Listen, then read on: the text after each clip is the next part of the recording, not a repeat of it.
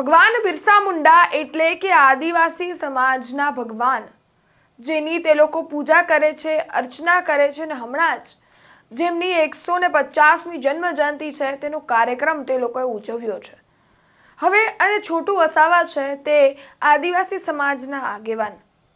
હવે તેમને એક સામાજિક કાર્યકર છે, તેમને જે ભગવાન બિરસા મુંડા છે તેમની સાથે સરખાવી દીધા છે. ત્યારે ભગવાનની સાથે કોઈ માણસને સરખાવો તે કોઈ નાની વાત નથી અને હવે તેમને સરખાવી જ દીધા છે. તો કયા કારણોસર સરખાવ્યા છે તેની વાત કરીએ આ વિડીયોમાં. વૈષ્ણવજન તો તેને કહીએ જે પીડ પરાઈ જાનાને રે. નમસ્કાર દર્શક મિત્રો, નવજીવન ન્યૂઝમાં આપનું સ્વાગત છે. હું છું જ્યોતિકા પંડ્યા.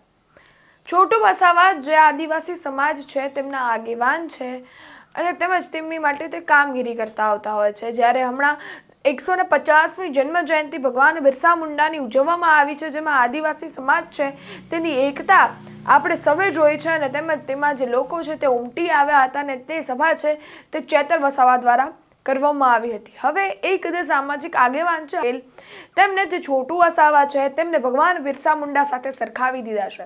તેમને એવું કહ્યું છે કે હાલના જે પ્રેઝન્ટના અમારા કહી શકાય ભગવાન બિરસા મુંડા છે તે અમારી માટે છોટુ વસાવા હોઈ શકે તેવું તેમને કહ્યું છે ને તેમના વખાણ કર્યા છે. ત્યારે તેમને શું લેવા અને છોટુ વસાવાને ભગવાન બિરસા મુંડા સાથે સરખાવ્યા છે, સૌ પ્રથમ તેમને સાંભળીએ. આ ઝઘડિયા વિસ્તારની આપણા એક આધુનિક બિરસા છે કે જે આધુનિક બિરસા તરીકે શ્રી આદિવાસી મસીહા છોટુભાઈ વસાવા પેદા થયેલા છે.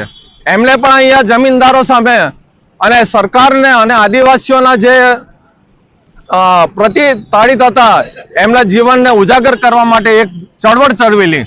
એ ઉલગાન જે ચળવળ કહેવાય એને કહેવાય કે એ તોફાની ચળવળ જે એમને ચળવેલી ને આજે આદિવાસીઓને એનો જે લાભ મળે છે એના હિસાબે છોટુભાઈએ છે તે આખી ચળવળ ચળવેલી ને એટલા માટે અમે લોકો એમને આધુનિક બિરસા કહીએ છીએ કે બિરસા મુંડાજી પછીના જો આધુનિક બિરસા હોય તો છોટુભાઈ વસાવા છે. આજે હું તમને કહું કે અહીંયા રાજમાં કોઈ પણ દિવસ આદિવાસી નહોતા અને બિન આદિવાસી લોકો પણ રાજ કરતા હતા અને બીજી પ્રજા રાજ કરતી હતી. ત્યારે છોટુભાઈ વસાવાએ આખી ચળવળ ચલવીને આજે એમના સમાજને કઈ ને કઈ કરાવીને ભુરિયા સમિતિને એ બધાને ઇમ્પ્લિમેન્ટ કરાવીને આજે તમે જો દરેક ગામમાં આદિવાસી સરપંચ બનાવ્યા ને આજે એના થકી એમના આદિવાસી સત્તામાં આવ્યા, સત્તામાં આવીને જાગૃત થયા છે. પણ આજે હું તમને કહું કે જેની વસ્તી હોય છે તેની હસ્તી નથી હોતી અને જેની હસ્તી છે તેની વસ્તી નથી. એ પણ છોટુભાઈ વસાવાએ ઉજાગર કરાવ્યું હતું અને જે લોકો હસ્તીમાં હતા ને જેની વસ્તી હતી હસ્તીમાં નતા તે લોકોને દૂર કરીને વસ્તી વાળાને હસ્તી અપાવી હતી. અને આજે આ તમે જુઓ તાલુકા પંચાયત, જિલ્લા પંચાયતોમાં જે લોકો સત્તા ભોગવે છે ને અગાઉ પણ જે લોકો ભોગવી ગયા છે એ બધા લોકો કઈ કક્ષામાં હતા અને એમને આ સત્તાનો સ્વાદ ચખણનારા છોટુભાઈ વસાવા છે. ઘણી વખત આપણને થાય છે કે સત્તાના એનેમય ઘણા લોકો એમને પણ પોતાના માણસને પણ એ કરતા હોય છે, પણ કઈ વાંધો નહીં. છોટુભાઈ વસાવા કહે છે કે એમનું ભલું થજો. આજે મારા લીધે એમને સત્તા મળી છે અને એ લોકો સત્તા ભોગવે છે એનો જ મને આનંદ છે. એ છોટુભાઈ વસાવાના શબ્દો છે. તો છોટુભાઈ વસાવાએ શું નથી કર્યું ને શું કર્યું છે એ તો વધારે પડતો ઇતિહાસ કહેવાની અત્યારે સમય નથી, પણ લોકો જોઈ લે તો લોકોને ખબર પડે કે એટલા માટે જ છોટુભાઈ વસાવાને આદિવાસી મસીહા, એસટી, એસસી, ઓબીસી અને માઇનોરિટીના મસીહા કહેવામાં આવે છે. ને છોટુભાઈ એ જાગૃતિના બહુ મોટા લડાયક છે.